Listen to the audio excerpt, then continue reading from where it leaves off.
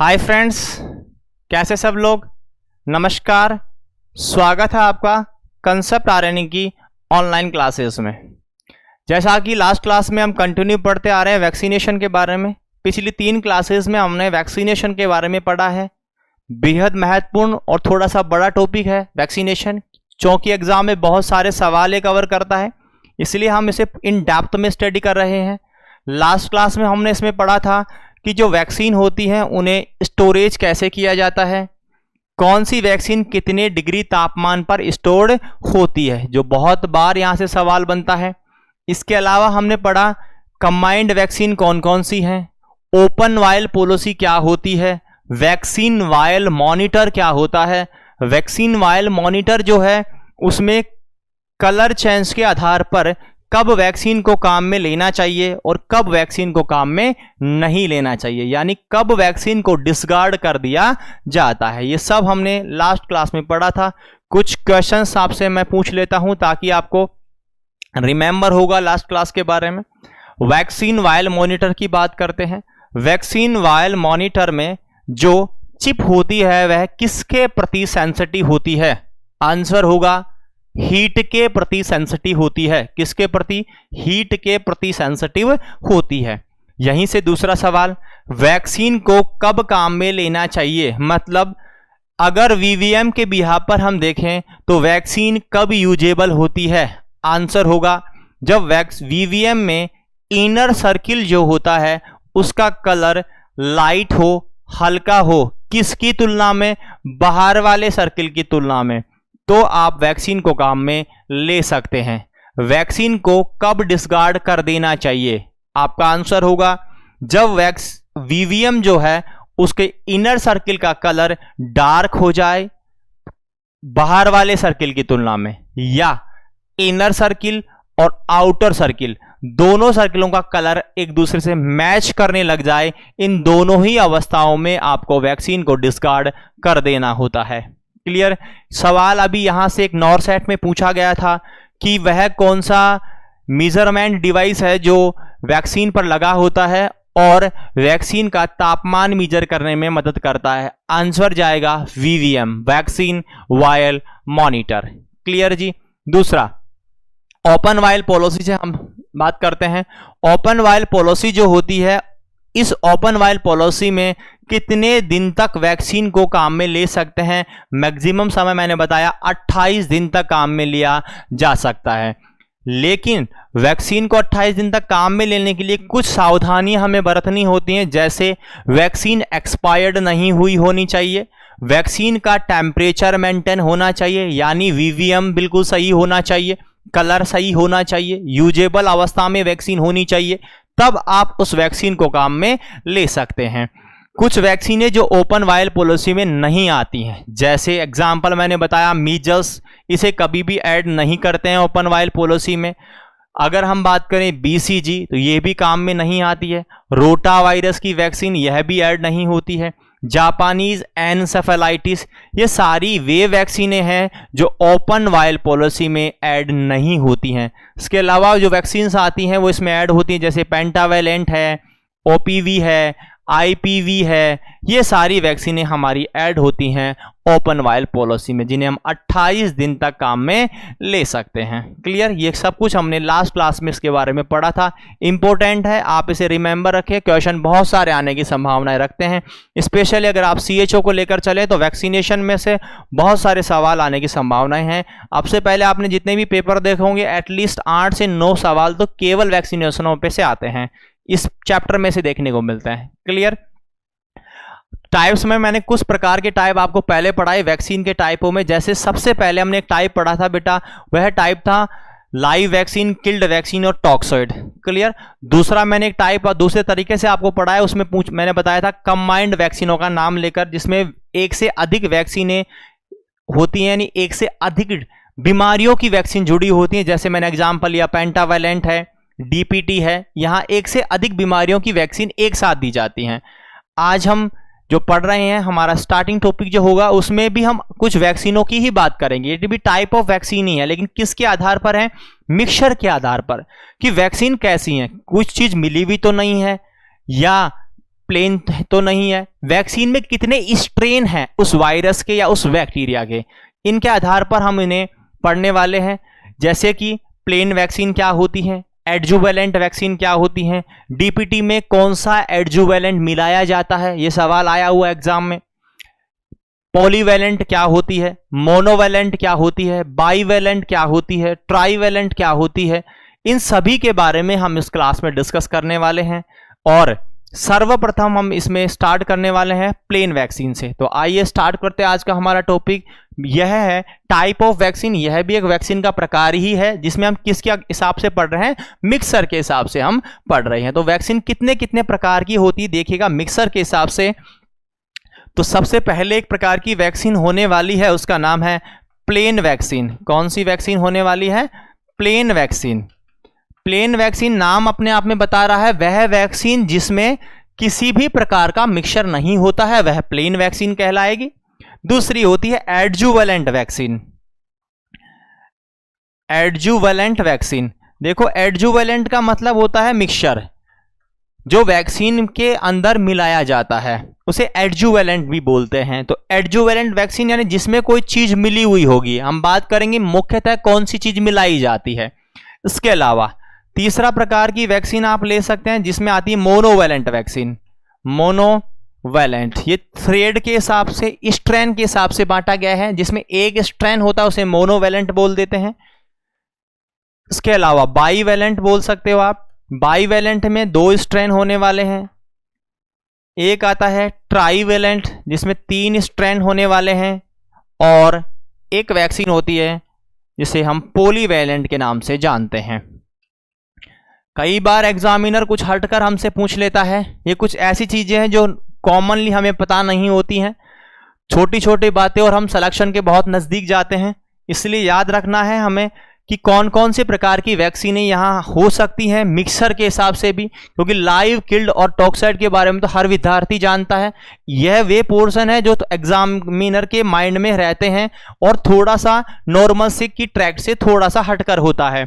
अगर सबसे पहले मैं बात करूं प्लेन वैक्सीनों के बारे में, नाम बता रहा है वे वैक्सीन जिसमें किसी प्रकार का मिक्सचर नहीं होता है प्लेन वैक्सीन कहलाती हैं। एडजुवेलेंट वे वैक्सीन जिसमें वैक्सीन की पोटेंसी को मेंटेन करने के लिए, इसकी इफेक्टिवनेस को मेंटेन करने के लिए, इसकी इफेक्टिवनेस को एनहांस करने के लिए, बढ़ाने के लिए हम कोई चीज मिक्स कर देते हैं, उसे हम एडजुवेलेंट के नाम से जानते हैं। मुख्यतः सवाल आया हुआ है यहां से कि डीपीटी की वैक्सीन में कौन सा एडजुवेलेंट मिलाया जाता है, मिक्स किया जाता है। आंसर होता है एल्युमिनियम हाइड्रोक्साइड। क्लियर। इसके अलावा स्ट्रेन के हिसाब से भी बांटा गया है। मोनोवेलेंट में किसी भी स्पीशीज का एक स्ट्रेन होता है तो मोनोवेलेंट बोल देते हैं। एक से अधिक यानी 2 स्ट्रेन होते हो तो बाईवेलेंट कह देते हैं। 3 स्ट्रेन हो तो ट्राईवेलेंट कह देते हैं। और 2 से ज्यादा स्ट्रेन हो तो हम उसे पॉलीवेलेंट के नाम से भी जानते हैं। क्लियर। एक एक की बात हम करने वाले हैं, देखिएगा। सबसे पहले मैं बात कर रहा हूं प्लेन वैक्सीन के बारे में। स्टार्टिंग कर रहे हैं प्लेन वैक्सीन। कौन सी वैक्सीन, प्लेन वैक्सीन। क्या होती है प्लेन वैक्सीन, नाम बता रहा है वे वैक्सीन जिस वैक्सीन में कोई मिक्सचर नहीं हो उसे हम प्लेन वैक्सीन के नाम से जानेंगे। क्लियर। यानी वैक्सीन विदाउट एनी मिक्सचर, ऐसी वैक्सीन जिसमें कोई मिक्सचर नहीं है प्लेन वैक्सीन कहलाती हैं। एग्जाम्पल याद रखना इनमें कौन सी वैक्सीन आने वाली है।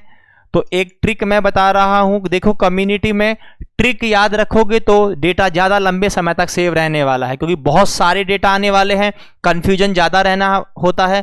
इसलिए आप हर सब चीज़ को ट्रिक वाइज सिस्टमैटिक तरीके से अपने माइंड में सेट रखें ताकि आपको ज़्यादा कंफ्यूजन डेवलप नहीं हो। ट्रिक की बात करते हैं। एक ट्रिक मैं बता रहा हूं, उसे है बिप के नाम से। एक साउंड आती है बिप आवाज, बिप साउंड, आप बिप से याद रखें। यहां 3 वैक्सीन होने वाली हैं जो प्लेन वैक्सीन होती हैं, और बिप से आप याद रखें। ट्रिक मैंने बताई दी आपको, बिप।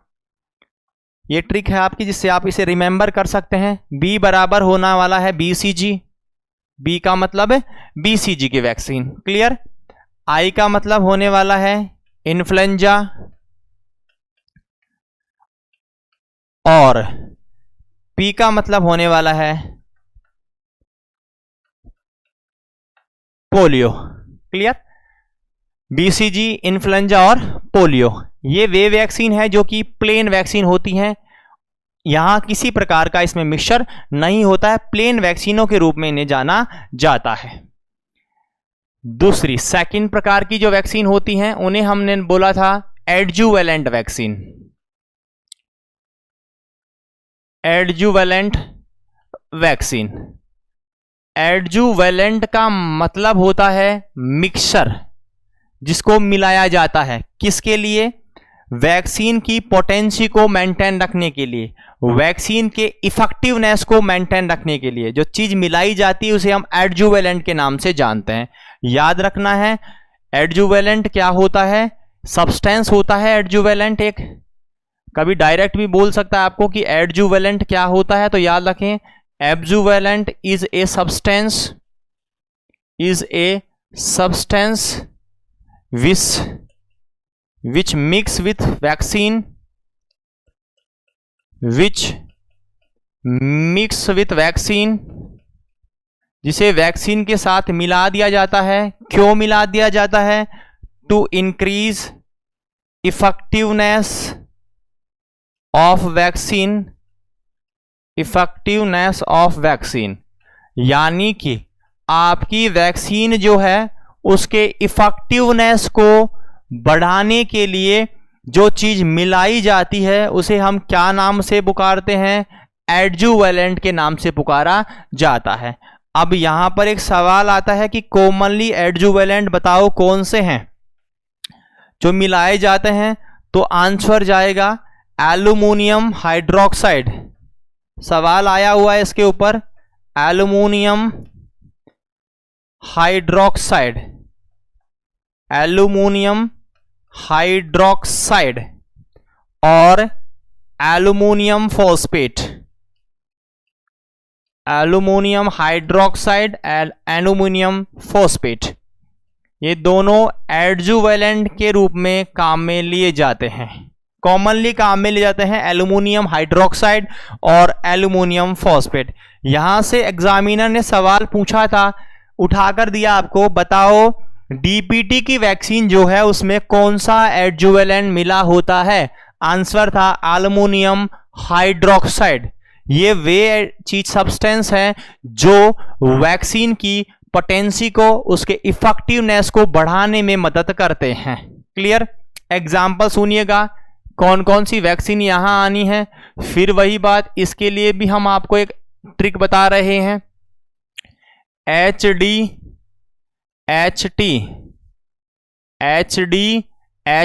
उसकी बताया था क्या? बिप। यहां HDHT से याद रखें, पहला है H बराबर है हिब की वैक्सीन। हिब बोले तो haemophilus influenzae type B, haemophilus influenzae type B, haemophilus influenzae type B, Hib. D बोले तो diphtheria,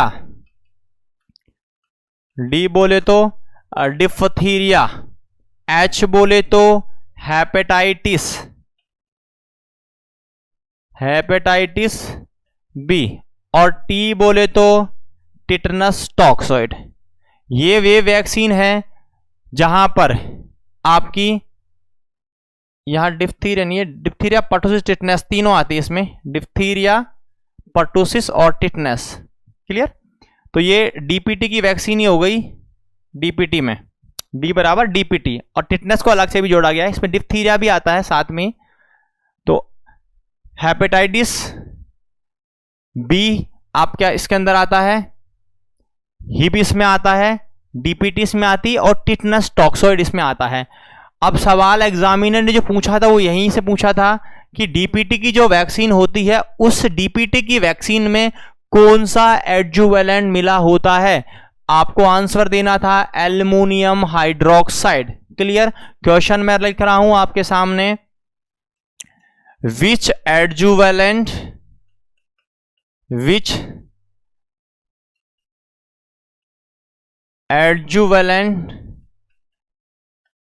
mixed with DPT vaccine, जो डीपीटी की वैक्सीन है उसके साथ में कौन सा एडजुवेलेंट मिला हुआ है, यानी कि आपको आंसर देना है। यहां पर क्या आंसर देना है? आंसर में लिखना है एल्यूमिनियम हाइड्रोक्साइड, एल्यूमिनियम हाइड्रोक्साइड। यह वह एडजुवेलेंट है जो काम में आता है डीपीटी की वैक्सीन के साथ में। क्लियर? तो प्लेन वैक्सीन और एडजुवेलेंट वैक्सीन क्लियर हुई। इसके बाद हम बात करते हैं स्ट्रेन के आधार पर। जैसे एक ये भी टाइप ऑफ वैक्सीन है, मोनोवेलेंट वैक्सीन है। देखो नाम बता रहा है मोनो, मोनो का मतलब क्या होता है? एक। मोनो, यूनी, इनका मतलब होता है सिंगल। मोनोवेलेंट यानी वे वैक्सीन जिसमें एक स्ट्रेन हो, सिंगल स्ट्रेन हो, तो उसे मोनोवेलेंट वैक्सीन बोलते हैं। क्लियर? यानी कि vaccine contain single strain of single species. एक ही स्ट्रेन अगर इसके पास में है तो हम उसे बोलते हैं मोनोवेलेंट वैक्सीन। इसका एग्जाम्पल होने वाला है मीजल्स। इसको भी आप याद रखें, M फॉर M से M याद रखें, ट्रिक याद रखें, M बराबर M। मोनोवेलेंट का मतलब है मीजल्स, मोनोवेलेंट का मतलब मीजल्स। मीजल्स की जो वैक्सीन है उसमें एक ही स्ट्रेन आता है, सिंगल स्ट्रेन आता है। क्लियर? ये मोनोवेलेंट वैक्सीन होती है। नेक्स्ट होता है बाईवेलेंट वैक्सीन। बाईवेलेंट, बाई का मतलब आप समझ गए होंगे आप, बाई का मतलब होता है टू, दो। यानी कि अगर टू स्ट्रेन है, टू स्ट्रेन प्रेजेंट, अगर दो स्ट्रेन प्रेजेंट है वैक्सीन के अंदर तो हम उसे क्या बोल देंगे? बाईवेलेंट वैक्सीन बोल देने वाले हैं। अब सुनिएगा बाईवेलेंट वैक्सीन कौन सी हो सकती है? तो पोलियो जो होती है वह बाईवेलेंट भी आती है, ट्राईवेलेंट भी है और पॉलीवेलेंट भी है। इसमें स्ट्रेन आते हैं, बाईवेलेंट वाली जो है उसमें स्ट्रेन फर्स्ट और थर्ड। पोलियो के 3 स्ट्रेन होते हैं, टाइप फर्स्ट, टाइप सेकंड और टाइप थर्ड। इसमें फर्स्ट और थर्ड स्ट्रेन जोड़े गए हैं बाईवेलेंट वाली में, यानी पोलियो एक प्रकार की बाईवेलेंट वैक्सीन हो गई। अब बात करते हैं ट्राईवेलेंट के बारे में। किसके बारे में? ट्राईवेलेंट। ट्राईवेलेंट बोले तो 3 है। ट्राई का मतलब क्या होता है? नाम अपने आप में बता रहा है। टाइप ट्राई का मतलब 3 होता है, यानी कि कंटेन 3 स्ट्रेन। जब वैक्सीन के अंदर 3 स्ट्रेन हो, कितने स्ट्रेन हो? 3, तो उसे हम बोलते हैं ट्राईवेलेंट वैक्सीन। अब ट्राईवेलेंट जो वैक्सीन है उसके एग्जाम्पल क्या होने वाले हैं ये भी देखिएगा। यहां पर भी पोलियो, कौन सी वैक्सीन होने वाली है? पोलियो। पोलियो के 3 स्ट्रेन यहां आते हैं, कौन कौन से? स्ट्रेन फर्स्ट, स्ट्रेन सेकंड और स्ट्रेन थर्ड। तीनों स्ट्रेन इसमें आते हैं, इसलिए इसे बोलते हैं ट्राईवेलेंट वैक्सीन्स। अगर आपसे पूछा जाए, आप सब लोग, यह वैक्सीन सबसे ज्यादा प्रचलित है, हर एक नॉर्मल व्यक्ति, हर एक नर्सिंग का विद्यार्थी इसके बारे में जानता है। आप में से बहुत सारे साथियों ने पोलियो की दवा पिलाई होगी। आज हम बात करेंगे वास्तव में पिलाए थे कि ऐसे ही बिना किसी ज्ञान के काम चला के आ गए थे। आपने अगर पोलियो पिलाया है, जिन विद्यार्थियों ने 2016 अप्रैल से पहले पोलियो पिलाया होगा, और अगर आपने उस वैक्सीन को देखा जो आपको वायल दी गई थी, तो उस पर लिखा होना था उस समय ट्राईवैलेंट वैक्सीन, यानी भारतवर्ष में अप्रैल 2016 से पहले जो पोलियो पिलाई जाती थी वह ट्राईवैलेंट वैक्सीन थी। उसमें तीनों स्ट्रेन थे, स्ट्रेन फर्स्ट, स्ट्रेन सेकंड और स्ट्रेन थर्ड। लेकिन 2016 के बाद में जो वैक्सीन पिलाई जा रही है, अप्रैल 2016 के बाद में जो पोलियो की वैक्सीन पिलाई जा रही है, ओपीवी की वैक्सीन, उस वैक्सीन को अब बदल दिया गया है, ट्राईवैलेंट नहीं कर कर उसका नाम रख दिया गया है बाईवैलेंट। मतलब अब जो हम वैक्सीन पिला रहे हैं बेटा वह बाईवैलेंट पोलियो वैक्सीन है। यानी कि अब जो आपकी वैक्सीन आ रही है पोलियो की उसमें दो ही स्ट्रेन है, स्ट्रेन फर्स्ट और स्ट्रेन थर्ड, यानी स्ट्रेन सेकंड इरेडिकेट हो चुका है। आपने देखा भी होगा कि भारत पोलियो फ्री हो गया है 27 मार्च 2014 को, और आपका ट्राईवैलेंट वैक्सीन को रिप्लेस कर दिया गया था बाईवैलेंट वैक्सीन से अप्रैल 2016 के बाद में। मैं बताऊंगा अभी आपको ओपीवी के बारे में कि ओपीवी की वैक्सीनों में, वैक्सीन जो है एक वैक्सीन, उसमें क्या क्या होता है, सब कुछ उस वैक्सीन में जो भी चीजें होती है वो हम डिस्कस करने वाले हैं। तो याद रखना है ओपीवी के जो स्ट्रेन है, ओपीवी एक प्रकार की ट्राईवैलेंट वैक्सीन भी है, ओपीवी बाईवैलेंट वैक्सीन भी है और ओपीवी पॉलीवैलेंट वैक्सीन भी है। तो पोलियो के अब जो स्ट्रेन आपकी ट्राईवैलेंट है, जो पहले चला करती थी वो ये वैक्सीन थी, और अभी 2016 के बाद में जो हम काम में ले रहे हैं अप्रैल के बाद में, वो कौन सी वैक्सीन है, बाईवैलेंट। पहले 3 स्ट्रेन आते थे, अब 2 ही स्ट्रेन काम में ले रहे हैं। क्लियर। एक आती है पॉलीवैलेंट वैक्सीन, कौन सी है, पॉलीवैलेंट, पॉली यानी बहुत सारे, पॉलीवैलेंट वैक्सीन। पॉलीवैलेंट वैक्सीन का मतलब हो गया ऐसी वैक्सीन जिसमें स्ट्रेन ज्यादा हो। क्लियर। यानी कि वैक्सीन कंटेन करता हो मोर देन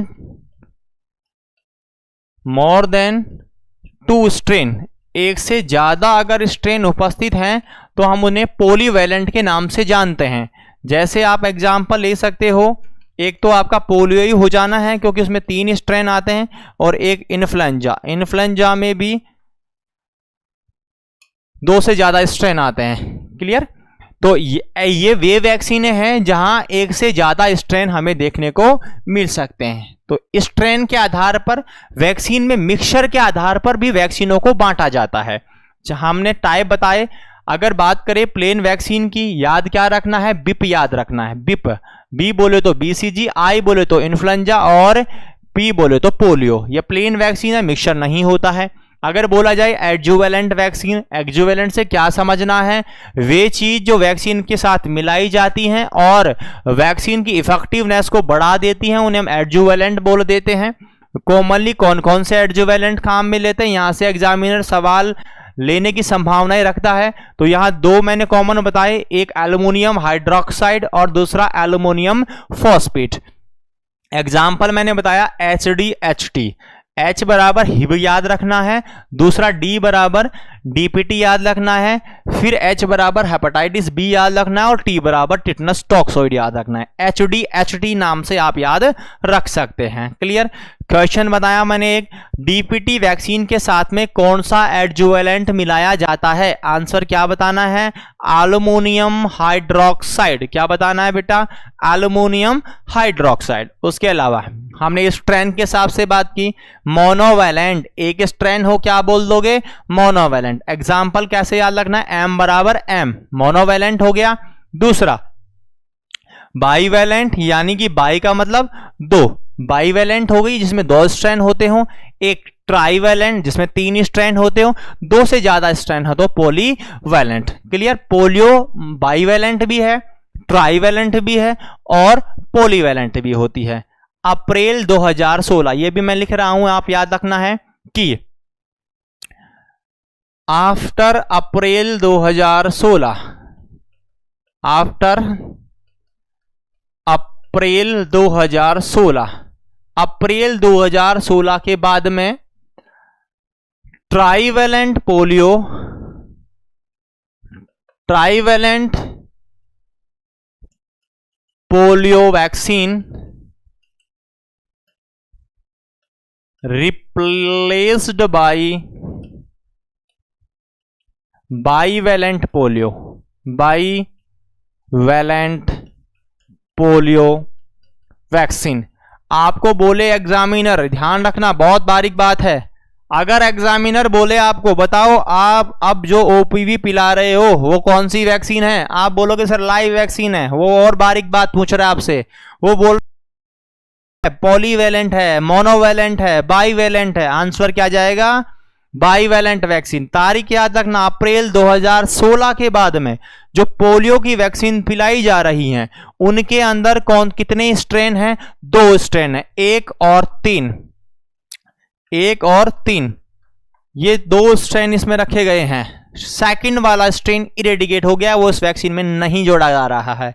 अभी पोलियो जो है उसकी केवल हम 2 ही स्ट्रेन दे रहे हैं, इसलिए यह वैक्सीन बाईवैलेंट पोलियो वैक्सीन कहलाती है, ट्राईवैलेंट नहीं है अभी हमारे पास में। क्लियर, यहां तक क्लियर हुआ कि वैक्सीन कितने कितने प्रकार की होती हैं। अगर हम बात करें नेक्स्ट, तो सबसे नेक्स्ट टॉपिक हमारा होगा, छोटा सा सब टॉपिक है इसी में, और उसे हम बोलते हैं कोल्ड चेन। क्या बोलते हैं, कोल्ड चेन। वैक्सीनों के बारे में टाइप्स खत्म हुए, अब हम बात करते हैं कोल्ड चेन के बारे में। देखो नाम अपने आप में बता रहा है, कोल्ड यानी ठंडा, चेन यानी श्रृंखला, यानी ठंडी श्रृंखला। तापमान मेंटेन करने की बात हो रही है। लास्ट क्लास में हमने पढ़ा था वैक्सीन के स्टोरेज के बारे में। मैंने बताया वैक्सीन स्टोरेज नॉर्मली 2 से 8 डिग्री तापमान पर होता है, यानी अगर मानो आपने वैक्सीन को धूप में रख दिया 20 डिग्री सेल्सियस 50 डिग्री सेल्सियस, तो वैक्सीन खराब हो जानी है, क्योंकि हमने पढ़ा है वैक्सीनों को नॉर्मल तापमान चाहिए 2 से 8 डिग्री सेल्सियस, यानी हर समय वैक्सीन का तापमान मेंटेन रखना बहुत ज्यादा जरूरी है, क्योंकि वैक्सीनों को बहुत सारे चरणों से गुजरना होता है। किन किन चरणों से गुजरना होता है सुनिएगा। क्या वैक्सीन हम हमारे घर पर बनाकर लगा देते हैं? नहीं जी, हमारे घर पर वैक्सीन नहीं बनती है। क्या एएनएम बहन जी अपने घर पर बना के लगा देती है? नहीं, वहां पर भी नहीं बनती। तो वैक्सीन जहां बन रही हैं, बड़ी बड़ी फैक्ट्रियां होंगी, स्टेट लेवल पर बन रही होंगी, बड़े रीजनल लेवल पर बन रही होंगी, तो वैक्सीन जहां बन रही है बड़े बड़े फैक्ट्री में, वहां वैक्सीन बनकर तैयार हुई। क्या जितनी वैक्सीन चाहिए उतनी वैक्सीन बनाई जाती है? बिल्कुल नहीं, वैक्सीन बनाकर स्टोरेज भी करी जाती है। आवश्यकता बढ़ाई जा सकती है, आवश्यकता कम भी हो सकती है, अचानक जरूरत पड़ सकती है, तो वैक्सीनों को बनाकर रख देते हैं। तो जब वहां जहां बड़े लेवल पर, लार्ज स्केल पर वैक्सीन बन रही है, मैं उसे फॉर्मेशन लेवल बोल सकता हूं, जहां वैक्सीन का निर्माण हो रहा है, उस लेवल से, फॉर्मेशन लेवल से जहां पर वैक्सीन लगाई जा रही है, मतलब गांव ढाणियां, बिल्कुल रूरल क्षेत्र की बातें कर रहा हूं, वहां तक तापमान को मेंटेन रखना ही क्या कहलाता है? Cold chain. कहने का उद्देश्य है वैक्सीन जो है उसका एक सीरीज से तापमान मेंटेन रखना, कंप्लीट बनने से लेकर लगाने तक हर जगह तापमान मेंटेन होना चाहिए, चाहे वो रीजनल लेवल की बात हो रही हो, चाहे वो आईएलआर लेवल की बात हो रही हो, चाहे वो पीएससी लेवल की बात हो, चाहे वो सब सेंटर की लेवल की बात हो, चाहे वो फिर बिल्कुल रूरल लेवल पे चली जाए। इन सब को हम बेटा क्या बोलते हैं? कोल्ड चेन के नाम से जानते हैं। इसमें क्या क्या कंपोनेंट आते हैं वो भी हम बात करेंगे कि कौन से लेवल पर कौन सा कंपोनेंट आता है, एग्जाम के हिसाब से इंपॉर्टेंट है, याद रखें। सबसे पहले तो हम इस कोल्ड चेन की डिफाइनेशन के बारे में बात करते हैं, इसकी परिभाषा के बारे में बात करते हैं, इसका अर्थ समझने का प्रयास करते हैं कि क्या होता है तुम्हारा कोल्ड चेन। समझिएगा, तो कोल्ड चेन का मतलब क्या होता है? कोल्ड चेन का मतलब है maintain temperature of vaccines कहां से कहां? from formation level, जहां वो बन रही हैं, formation level to the administration level, जहां लगाई जा रही हैं, to the एडमिनिस्टर लेवल, यानी कि हर समय वैक्सीन का तापमान मेंटेन रखना ही क्या कहलाता है? आपका कोल्ड चेन। क्या मेंटेन कर रहे हो? टेम्परेचर। कहां कहां? फॉर्मेशन लेवल से एडमिनिस्ट्रेशन लेवल तक, जहां वैक्सीन बनी वहां से लेकर जहां वैक्सीन लगाई जा रही है वहां तक तापमान मेंटेन रखना ही क्या कहलाता है? कोल्ड चेन कहलाता है। यहां से एग्जामिनर ने एक सवाल अब तक पहले पूछा है, सुनिएगा वो सवाल क्या है। एग्जामिनर ने कहा कि ऑप्शन में आपके सामने दे रहा हूं, main function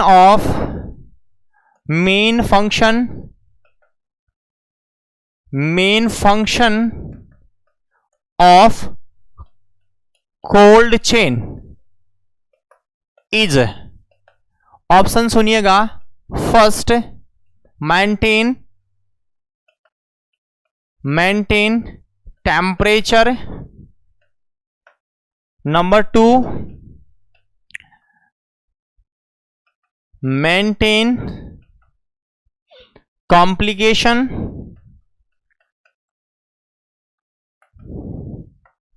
number 3 maintain potency of vaccine, और number D none of above. बताओ आंसर क्या जाना चाहिए? अब अधिकांश विद्यार्थी सोच रहे होंगे कि अगर ऐसा सवाल है तो सर ने अभी पढ़ाया डेफिनेशन में कि कोल्ड चेन का मतलब है तापमान मेंटेन करना, और आपका आंसर चला जाएगा टेम्परेचर। क्लियर? लेकिन याद रखना कुछ ऐसे सवाल होते हैं जिनका आंसर हमें उनके ऑप्शनों के आधार पर भी देना होता है। इसीलिए बोला जाता है कि हर सवाल को ध्यानपूर्वक पढ़ें और आप उसमें से वह ऑप्शन पिक करें जो सबसे ज्यादा सूटेबल हो। अगर ये सारे ऑप्शन आपके सामने हैं, याद रखना इसका ऑप्शन जाएगा maintain the potency of the vaccine. Potency का मतलब है वैक्सीन खराब नहीं होनी चाहिए, इसे मेंटेन करना ही कोल्ड चेन कहलाता है। मेन उद्देश्य हमारा यही है। उसने फंक्शन पूछा है ये कि कोल्ड चेन में क्या होता है कार्य, कोल्ड चेन के पीछे क्या फंक्शन है, मतलब क्या लॉजिक छिपा है। तो छिपे तो एक ही चीज है कि वैक्सीन खराब नहीं होनी चाहिए, इसीलिए तो कोल्ड चेन कर रहे हैं। वैक्सीन का जो आपका वैक्सीनेशन है उसमें उसका टेम्परेचर मेंटेन करके हम क्या करना चाहते हैं? हम यही तो करना चाहेंगे कि वैक्सीन खराब नहीं होनी चाहिए। यानी कि अगर मैं बात करूं कोल्ड चेन की फंक्शनों के बारे में, तो पहली प्रायोरिटी आपको देनी है कि कोल्ड चेन मुख्यतः क्या करता है? तो पोटेंसी मेंटेन करता है। किसके द्वारा करता है? एक्शन क्या है उसका? तो फिर बोलना है कि यह टेम्परेचर मेंटेन करता है। तो याद रखना है आपको, अगर कभी पूछा जाए फंक्शन के बारे में, कोल्ड चेन के फंक्शन पूछे जाएं आपसे, तो याद रखना है फर्स्ट प्रायोरिटी आपको देनी है मेंटेन पोटेंसी को, मेंटेन पोटेंसी ऑफ वैक्सीन। किसको देना है? पोटेंसी को। मेंटेन पोटेंसी ऑफ वैक्सीन यानी कि वैक्सीन की पोटेंसी को मेंटेन रखना मेन काम होता है कोल्ड चेन का। और यहीं पर दूसरा ऑप्शन आपको देना है मेंटेन टेम्परेचर, क्योंकि किसके द्वारा किया जाता है तो फिर वो तापमान आएगा, मेंटेन टेम्परेचर। क्लियर बेटा जी? दोनों बातें क्लियर हुई। अगर क्वेश्चन आवे पहला कि दोनों ऑप्शन हो तो भी प्रायोरिटी किसको जानी है? पोटेंसी को ही जानी है। पोटेंसी का मतलब है वैक्सीन खराब नहीं होनी चाहिए, यही मेंटेन करना हमारा मुख्य उद्देश्य होता है कोल्ड चेन का। इसी के आधार पर एक और सवाल आता है, थोड़ा सा घुमा देता है एग्जामिनर, क्योंकि एग्जामिनर आजकल नॉर्मल से थोड़ा हटकर सवाल ज्यादा करने लगे हैं। आपको मिल जाए, बताओ रिवर्स कोल्ड चेन क्या होता है? ये तो कोल्ड चेन है बेटा जी, और दूसरा है reverse cold chain. Reverse cold chain, जब हम एग्जाम में बैठते हैं, एग्जाम का बहुत ज्यादा बर्डन हमारे शरीर माइंड पे रहता है, हम सोच नहीं पाते हैं इतने ज्यादा, क्योंकि काम ही बहुत कम करता है हमारी खोपड़ी उस समय। तो हम जैसे ही देखेंगे रिवर्स कोल्ड चेन, हमारे माइंड में तो एक ही चीज याद रहेगी उस समय, नितेश सर ने पढ़ा था कोल्ड चेन, बस। तो वैक्सीन को मेंटेन करना कोल्ड चेन होता है ना, गलत कर बैठोगे। याद रखना है रिवर्स कोल्ड चेन का मतलब कोल्ड चेन नहीं है, ये कुछ अलग बात कर रहा है। नाम से सुने, रिवर्स का मतलब उल्टी बात कर रहा है। वहां तो टॉप से बॉटम में आ रहे थे, बनाने से लेकर लगाने तक आ रहे थे, या नीचे से ऊपर जाएंगे, इसलिए इसे हम बोलते हैं रिवर्स कोल्ड चेन। क्या होता है समझिएगा रिवर्स कोल्ड चेन के बारे में।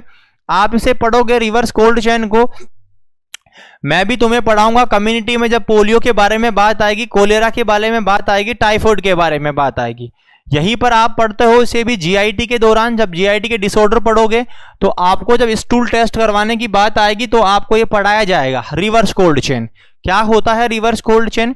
जो पेशेंट होते हैं, जिन पेशेंटों को ऐसी समस्याएं हैं जिनमें इंटेस्टाइनल प्रॉब्लम्स हैं, आप जहां उन पेशेंटों को डायग्नोज करने के लिए स्टूल का सैंपल ले रहे हैं। जैसे मैं बात करूं, पोलियो स्टूल टेस्ट करना चाहिए, क्योंकि पोलियो का वायरस जीआईटी में रहता है।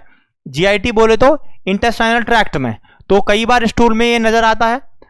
कोलेरा जो होता है उसमें हम स्टूल का सैंपल लेते हैं, टाइफाइड में स्टूल का सैंपल्स लेते हैं। तो ये जो बीमारियां होती हैं, इनमें इनके मरीज के स्टूल को क्या करते हैं, हम कलेक्ट कर लेते हैं और स्टूल को सब सेंटर लेवल पर, क्योंकि स्टूल की जांच सब सेंटर पर नहीं होनी है, लेबोरेटरी में होनी होगी। यानी मैं कह सकता हूं पेशेंट लेवल या सब सेंटर लेवल, जो नीचे लेवल पर है, बॉटम लेवल पर है, वहां से उसके स्टूल को कलेक्ट करना, और तापमान वही मेंटेन रखते हैं 2 से 8 डिग्री सेल्सियस, इसीलिए इसका नाम कोल्ड चेन पड़ा है, रिवर्स कोल्ड चेन। वहां से स्टूल को कलेक्ट किया और लेबोरेटरी तक ले गए, यह प्रोसेस रिवर्स कोल्ड चेन कहलाता है। मुख्यतः टाइफाइड कोलेरा में काम में लिया जाता है। तो याद रखना है, जब भी रिवर्स कोल्ड चेन वर्ड आए, आपको यह कंफ्यूज नहीं होना है कोल्ड चेन से, तुरंत समझ जाना है रिवर्स कोल्ड चेन का मतलब होता है स्टूल को सब सेंटर या पेशेंट लेवल से 2 से 8 डिग्री तापमान पर एल्कलाइन पीएच पर ले जाना है लेबोरेटरी तक और बीमारी का डायग्नोज करवाना है। क्यों ऐसा किया हमने? क्योंकि कुछ वायरस है, जैसे पोलियो वायरस की बात करें, मानो एसिडिक पीएच पर नष्ट हो गया, आपने स्टूल टेस्ट सैंपल लिया, एसिडिक पीएच पे वो खराब हो गया, पीएच बहुत, आपका तापमान पहुंच गया 50 डिग्री सेल्सियस, गर्मी का मौसम है, आपने सैंपल लिया और ले गए लेबोरेटरी में, ये वायरस तो पहले ही मर गया। यानी उस वायरस की प्रेजेंस है कि नहीं है, इसका पता लगाने के लिए हम ये तापमान मेंटेन रखते हैं। तो स्टूल को लेकर जाना रिवर्स कोल्ड चेन कहलाता है, और वैक्सीन का तापमान मेंटेन रखना कोल्ड चेन कहलाता है। दोनों अलग अलग हैं, याद रखना है। बता देता हूं मैं रिवर्स कोल्ड चेन के बारे में भी। रिवर्स कोल्ड चेन का मतलब है कि सेंड करना है, सेंड स्टूल सैंपल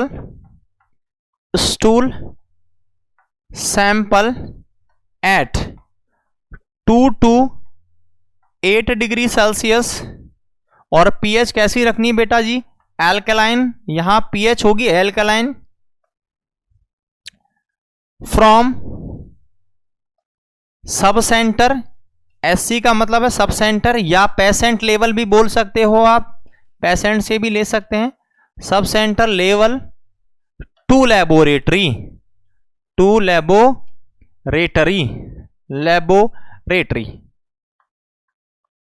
जो लैब्स होती हैं वहां उन्हें भेजना,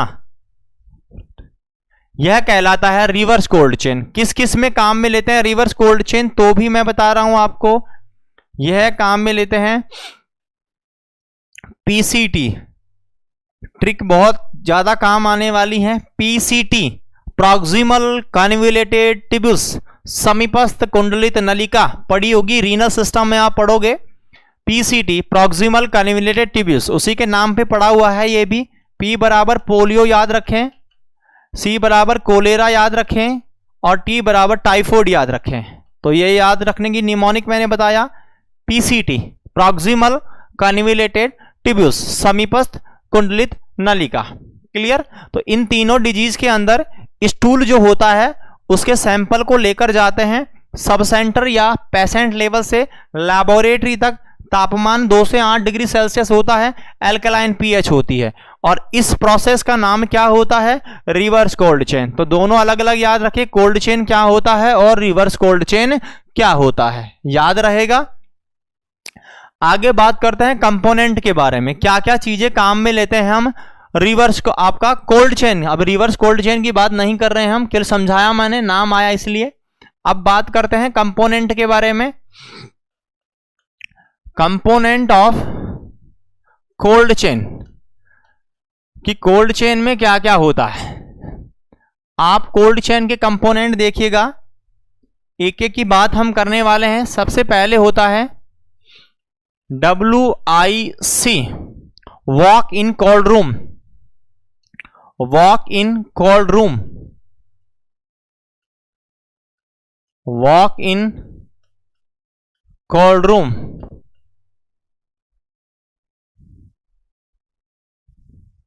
इसी को वॉक इन फ्रीज रूम के नाम से भी जानते हैं। वॉक इन फ्रीज रूम एक ही बात है, इन्हें ही बोलते हैं वॉक इन कोल्ड रूम और वॉक इन फ्रीज रूम। इसके बाद दूसरा लेवल आता है B level, large ILR। ILR बेटा छोटी छोटी बातें बहुत महत्वपूर्ण है, फुल फॉर्म पूछ सकता है। फॉर्म क्या होती है? आइस लाइंड रेफ्रिजरेटर, याद रखना है। Ice lined refrigerator, ice lined refrigerator बड़े हैं, लार्ज ILR होते हैं, इन्हीं को बोलते हैं large deep freeze. Large deep freeze, इनकी जो कैपेसिटी होती है लगभग 240 से 240 से 300 लीटर तक की होती है क्षमता, इस क्षमता के होते हैं ये। उसके बाद तीसरे लेवल पर आना है आपको, स्मॉल ILR आ जाएंगे। स्मॉल ILR या डी फ्रीज, छोटे ILR और डी फ्रीज, इनकी क्षमता 140 लीटर के आसपास होती है, 140 लीटर के आसपास क्षमता इनकी होती है। उसके बाद स्मॉल ILR के बाद में आता है वैक्सीन कैरियर। वैक्सीन कैरियर, और इसके बाद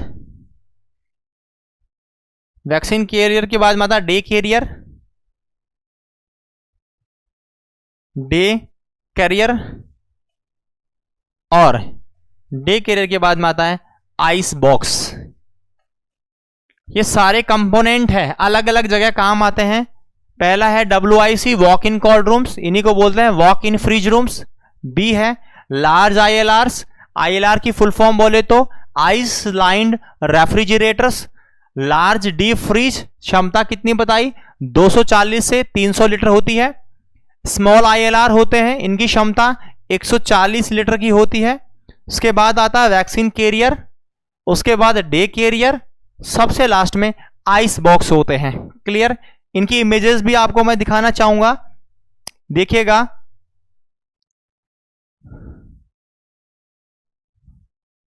इनकी इमेजेस के बारे में कि क्या होते हैं।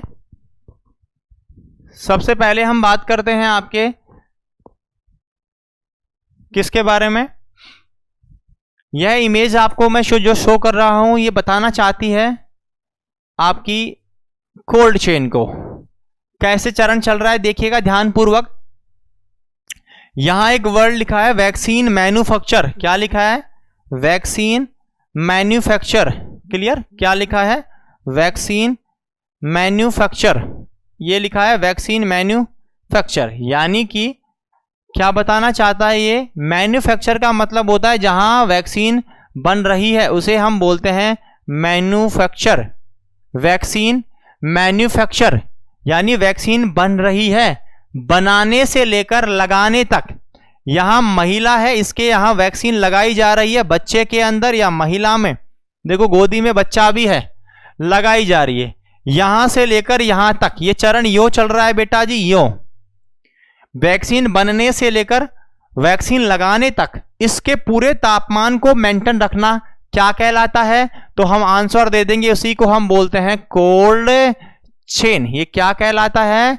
Cold chain. ये कोल्ड चेन का प्रोसेस है जिसमें वैक्सीन बनाने से लेकर लगाने तक का चरण चलता है। सबसे पहले ये क्या लिखा रखा है यहां देखो, ये है WIC और WIF। WIC और WIF क्या है? WIC और WIF अभी जस्ट मैंने बताया। WIC का मतलब होता है वॉक इन कोल्ड रूम, और WIF का मतलब भी हमने पढ़ाया था आपका, यानी कि वॉक इन फ्रीज रूम, जहां वैक्सीनें बनने के लार्ज लेवल पर बनती हैं और स्टोरेज होती हैं। यहां पर ये बड़े बड़े कंपार्टमेंट हैं। फिर यहां से इन वैक्सीनों को वैन के द्वारा, इंसुलेटेड वेन है, इन वेन के अंदर भी तापमान मेंटेन होता है। इन वेनों के द्वारा इन्हें कहां पहुंचाया जाएगा? स्टेट स्टोर पर। स्टेट लेवल पर होने वाले हैं, स्टेट पर, राज्य स्तरीय पर, यहां पर भी यही होते हैं WIC और WIF। लार्ज लेवल के स्केल हैं ये भी। इन्हें भी वॉक इन कोल्ड रूम और वॉक इन फ्रीज रूम के नाम से जाना जाएगा। फिर यही इंसुलेटेड वेन जो है ये इन्हें कहां ट्रांसफर करेंगी भाई? PSC लेवल पर, जहां ILR मिलेंगे। अब PSC पर WIC नहीं होता, यहाँ ILR या डीप फ्रीज आपको मिलने वाला है। देखो यहां डिस्ट्रिक्ट भी बच गया, यहां पहले डिस्ट्रिक्ट लेवल पर जाएंगे तो यहां ILR और डीप फ्रीज होंगे, लार्ज ILR और डीप फ्रीज। फिर ये PSC लेवल पे चला गया तो यहां आपको ILR मिल जाएगा, और फिर ये जो वेन है यहां आपकी खत्म हो जाएगा चरण कहां तक का? PSC लेवल का। ये PSC आ गया। अब PSC के बाद में वैक्सीनें जो है वो पहुंचाई जाती है गांवों में। PSC के बाद वैक्सीन कहां पहुंचेगी? गांव में। गांव में जब वैक्सीन पहुंचेंगी तो वैक्सीन कैरियर के द्वारा पहुंचाई जाती हैं। आपने देखा होगा जिस दिन टीकाकरण होता है सब सेंटर पर वैक्सीन स्टोर नहीं होती। वैक्सीन का लास्ट चरण है स्टोरेज का केवल PSC। उसके बाद तो वैक्सीन जिस दिन टीकाकरण होता है सेम डे उस दिन पहुंचाई जाती हैं आपके सब सेंटर पर, आंगनवाड़ी बहन जी के पास में पहुंचाई जाएगी। अगर आप CHO बन जाओगे, सब सेंटर पर ड्यूटी करोगे, बेटा आपके पास भी आएंगी ये वैक्सीनें। फिर आपकी जिम्मेदारी बनेगी इनको डिस्ट्रीब्यूट करवाना उन कैंडिडेटों के द्वारा। वो टीकाकरण डे निश्चित रखती है और टीकाकरण करती हैं। ये वैक्सीन कैरियर आएगा। 16 से 20 वायलें एक वैक्सीन कैरियर में होती है और 4 आइस बॉक्स रखे जाते हैं। इसके बाद भी आगे और होता है। इस डब्बे में से आपकी आंगनवाड़ी बहन जी एक दूसरे डब्बे में ट्रांसफर करती है, उसे हम डे कैरियर के नाम से जानते हैं, और उसे अपने कंधे पर रखकर बहन जी जाती है और टीकाकरण कर आती है। वह जो डब्बा होता है उसे हम बोलते हैं डे कैरियर। उसमें 2 आइस पैक्स होते हैं और लगभग 6 से 8 वैक्सीन की वायल रखी जाती हैं, और ऐसा एक चरण चलता है पूरा। इस पूरे चरण को हम क्या बोलते हैं बेटा? कोल्ड चेन के नाम से जानते हैं। मतलब मैंने आपको पूरा समझाने का प्रयास किया है कोल्ड चेन क्या होता है। अपने माइंड में एक इमेज बनाकर रखें, जहां वैक्सीन बन रही है वहां से वैक्सीन को लगाने तक लेकर जाना क्या कहलाता है? तो याद रखना है कोल्ड चेन कहलाया जाता है। कैसे कैसे होता है तो मैंने पूरा आपको डिटेल में समझाया है। बनाने के समय जो होता है उसे हम WIC या WIF के नाम से जानते हैं। फिर उसके बाद वो स्टेट लेवल पर स्टोर होता है, डिस्ट्रिक्ट लेवल पर स्टोर होता है, और PSC लेवल पर स्टोर होता है। स्टोरेज PSC तक ही होगा, बाद में स्टोरेज नहीं होता है। फिर तो केवल लगाने का काम चला जाता है। तो ये अगर ऐसा आपको इमेज दिखे तो समझ जाना ये किसकी बात कर रहा है। ये पूरी इमेज क्या शो करती है बेटा? कोल्ड चेन को शो कर रही है।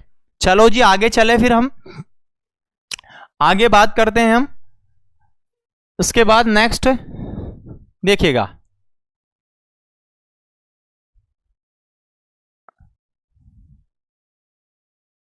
नेक्स्ट देखिएगा, ये ILR की बात कर रहे हैं, अकेले ILR की।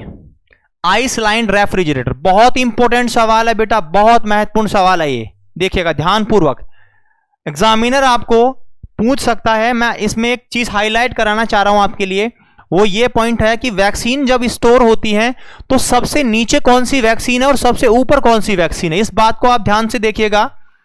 जब वैक्सीनों का स्टोरेज चल रहा है, वैक्सीन स्टोर हो रही है ILR के अंदर, ये आपके ILR और डीप फ्रीज है।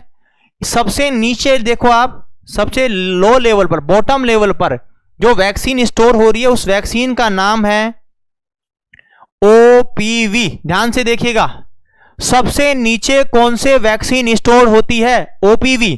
जब आप ILR में वैक्सीन को जमाओगे तो सबसे नीचे कौन सी वैक्सीन रखना है? OPV को, क्योंकि OPV वह वैक्सीन है जो -20 डिग्री सेल्सियस तापमान पर रहती है, और यहां सबसे ज्यादा ठंड मिलेगी नीचे। तो सबसे नीचे पूछ सकते हैं ILR में सबसे नीचे, नीचे बोले तो बॉटम, बॉटम में सबसे नीचे बॉटम में कौन सी वैक्सीन रखी जाती है? आंसर जाएगा OPV। उसके बाद देखो वैक्सीन ऊपर क्रम में चलती रहती हैं। सबसे ऊपर कौन सी वैक्सीन रखी होती है? तो याद रखना डाइल्यूएंट को सबसे ऊपर रखते हैं। ये लास्ट क्लास में मैं पढ़ा रहा था आपको, आज मैं दिखा रहा हूं। ये सीरियल क्रम है, इसी सीरियल क्रम में हम जमाते हैं वैक्सीनों को। तो दो चीजें जरूर याद रखें, बाकी तो आपको नहीं पूछेगा एग्जामिनर, लेकिन दो चीजों पर फोकस कर सकता है, क्योंकि एग्जामिनर को पता है आप जब सब सेंटर पर आपकी ड्यूटी लगनी है तो आपका इनसे वाकिबा रहेगा कि आईएलआर में कैसे रखनी होती है वैक्सीन। तो याद रखें ओपीवी सबसे नीचे और डाइल्यूएंट सबसे ऊपर। एक्सपायर्ड वेट इसमें इधर ये दिखा रखा है कि कौन सी वैक्सीनों को रखते हैं, मतलब एक्सपायर्ड अगर है तो इनको नहीं रखना है, आपको याद रखना है। एक्सपायर्ड मेडिकेशंस नहीं रखी जाती हैं। जिन वैक्सीनों में ईवीएम सही नहीं है उनको नहीं रखना है। इसमें दो बॉक्स हैं, ग्रीन और रेड। रेड का मतलब ग्रीन का मतलब काम में लेने योग्य और रेड का मतलब भगा देने योग्य होती हैं। यही दिखाना था। ये आईएलआर है, ये क्या है आपका ILR, ice line refrigerator. Clear जी। आगे देखिएगा, ये एक वैक्सीन कैरियर है। ये वो डब्बा है जो आपके पास पहुंचता है पीएससी लेवल पर। देखो ये डब्बा ऐसा देखा होगा, इस डब्बे का ढक्कन मैंने खोल के रखा है और वैक्सीनों को इसमें देखो 4 आइस बॉक्स हैं बेटा, 1 2 3 और एक उधर की साइड में 4 बॉक्स यूं जमा देते हैं और बीच के अंदर वैक्सीनों को डाल देते हैं। वैक्सीनों को हर बार इस पॉलिथीन की थैली में पैक करके डालना है। एग्जामिनर बाय द वे कभी ट्यूटर की एग्जाम देने का मौका मिले, एग्जामिनर आपसे पूछता है भाई पॉलिथीन जो है आजकल जो पॉलिथीन है थैलियां वो बैन हो रही हैं, वैक्सीन को आपको स्टोरेज करना है कोल्ड चेन में, ट्रांसपोर्ट करवाना है आपको वैक्सीनों को, तो उस दौरान क्या हम थैली की जगह कागज काम में ले सकते हैं? आपका जवाब हो सकता है बहुत सारे साथियों का हाँ साहब रख सकते हैं। बिल्कुल नहीं। कितनी थैलियां बैन हो लेकिन वाटरप्रूफ आपको सब्सटेंस काम में लेना पड़ेगा। किसके लिए? वैक्सीनों के लिए। क्यों लेना पड़ेगा सुनिएगा, क्योंकि जब इस आइस बॉक्स में आप रखोगे पानी की वजह से, ह्यूमिडिटी की वजह से थोड़ा सा पानी बाहर निकल कर आता है। देखना सर्दी में आप पानी की बोतल को ठंडा रखो, पानी अंदर है फिर भी देखना पानी टपकता रहता है बाहर। क्लियर। तो ये ह्यूमिडिटी की वजह से ऐसा होता है। जब ये पानी आएगा यहां, मानो वैक्सीन को आपने सीधा डाल दिया नीचे और वैक्सीन के रेपरो पर क्या है वीवीएम लगा हुआ है, अगर आपने कागज में डाल के लगा दिया तो वो कागज मॉइस्चराइज से चिपक जाएगा और पूरे वीवीएम खराब हो जाएंगे सारी वैक्सीनों के, यानी आपने पता नहीं कितनी वैक्सीनें खराब कर देने वाले हो। याद रखना है, इसलिए वैक्सीनों को जब भी हम डब्बे में डालते हैं तो रेपर में बंद करेंगे और रेपर कैसा होना चाहिए? वाटर प्रूफ होना चाहिए। इसीलिए पॉलिथीन के चिप काम में लेते हैं जिनमें हम कवर करके रखते हैं वैक्सीनों को, ताकि वैक्सीन का वीवीएम खराब नहीं हो, रेपर खराब नहीं होना चाहिए। एक्सपायरी डेट उस पर लिखी होती है। हम कई बार डेट मेंशन भी करते हैं खोलने की, क्योंकि ओपल ऑयल पॉलिसी जिन वैक्सीनों की आती है वहां डेट मेंशन करनी होती है। तो ये सब चीजें काम आती हैं जब आप वैक्सीनों को क्या कर रहे हो बेटा जी, इसके अंदर फिल कर रहे हो। ये छोटी छोटी बातें हैं लेकिन बहुत महत्वपूर्ण है, आपके काम आएंगी सब सेंटर लेवल पर। उसके बाद देखिएगा, ये मैंने दिखाया आपको अंदर से खुला हुआ, वही आपका है वैक्सीन कैरियर। इसमें 4 बॉक्स देखिए, 1 box, 2nd box, 3rd box और 4 बॉक्स। 4 बॉक्स और बीच में 16 से 20 वायलें इसमें होती हैं। ये एक बॉक्स मैंने लिया, ये आइस बॉक्स है, जो मैंने नाम दिए थे उन्हीं के मैं आपको इमेजेस दिखा रहा हूं। ये आइस बॉक्स है। इस आइस बॉक्स में 2 ये होल, कल भी हम बता रहे थे 2 छिद्र होते हैं, इन छिद्रों में वैक्सीन डालते हैं। यहां तो मैंने बताया था कौन सी वैक्सीन भरते हैं, मीजल्स, और यहां भर देते हैं बीसीजी के वैक्सीन डाल देते हैं इनमें, ताकि इनका तापमान मेंटेन हो सके। दिखाएंगे हम आपको अभी नेक्स्ट इमेजेस में ही दिखने को मिल जाएगा वैक्सीन को कैसे इसमें रखते हैं। पूरे को नहीं खोलते हैं, ऐसा नहीं कि पूरा ढक्कन खोल के रखे हो आप इसका। जब वैक्सीन करते हो ऐसे पूरा खुला नहीं रखना, इसको बंद रखना है। इनमें से केवल एक बाहर निकाल लेना है और उस बाहर निकाले हुए के ऊपर तो वैक्सीन रख लेनी है, और अंदर और वैक्सीन भी केवल एक वायल ही बाहर निकालनी है, बाकी सब अंदर पड़ी रहेंगी। क्लियर। और फिर इनके ऊपर रख लो ताकि उनका तापमान भी मेंटेन हो सके। आगे देखिएगा, ऐसे रखते हैं वैक्सीनों को।